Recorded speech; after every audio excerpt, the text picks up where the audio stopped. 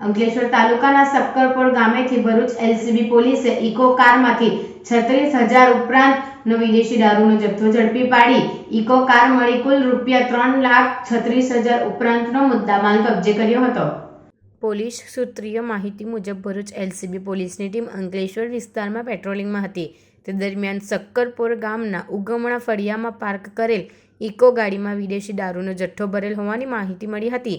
જે માહિતીના આધારે 1 જુલાઈના રોજ રાત્રે 11 કલાકે ભરૂચ એલસીબી પોલીસે રેડ કરતા ઇકો કારમાંથી વિદેશી દારૂનો જથ્થો મળી આવ્યો હતો।